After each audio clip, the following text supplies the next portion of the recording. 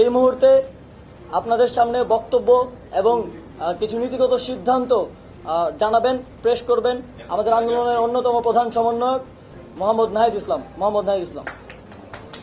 প্রথমেই আজকের যে ছাত্র নাগরিক অভ্যুত্থানের মাধ্যমে এই ফ্যাসিস্ট হাসিনার পতন করা হলো, এই ছাত্র নাগরিক অভ্যুত্থানটিকে আমরা আমাদের যে আন্দোলনের শহীদ এবং হতাহত এবং মুক্তিকামী ছাত্র জনতাকে উৎসর্গ করছি।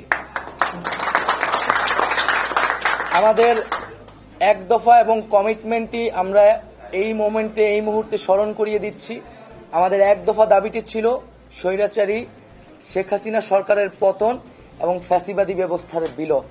কারণ আমরা মনে করি যে কেবল ব্যক্তিকে সরালেই সমস্যার সমাধান হবে না, বরং যেই রাষ্ট্রীয় কাঠামোর মধ্য দিয়ে এই ধরনের ফ্যাসিজম তৈরি হয় সেই কাঠামোরও বিলোপ করে একটি নতুন বাংলাদেশ, একটি নতুন রাজনৈতিক বন্দোবস্ত আমাদের করতে হবে।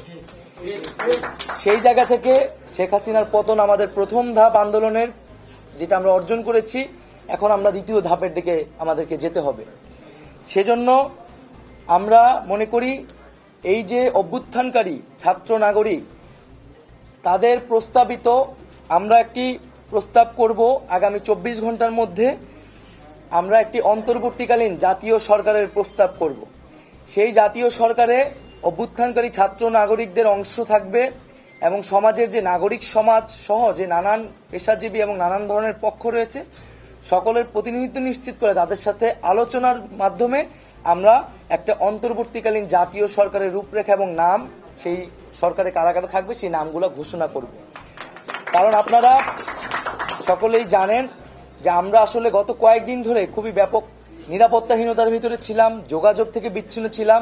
আমাদেরকে প্রথমে আমাদের সমন্বয়কদের সাথে বসতে হবে, তারপরে সমাজে নানান পক্ষদের সাথে বসতে হবে, বসে আমরা একটি সমন্বিত সিদ্ধান্ত গণতান্ত্রিকভাবে জাতির সামনে উপস্থাপন করতে চাই। সেটা আগামী 24 ঘন্টার মধ্যে আমরা সেই অন্তর্বর্তীকালীন জাতীয় সরকারের রূপরেখা প্রস্তাবনা করব। যারা এই আন্দোলনে শহীদ হয়েছে তাদেরকে আমরা জাতীয় বীর হিসেবে ঘোষণা করছি।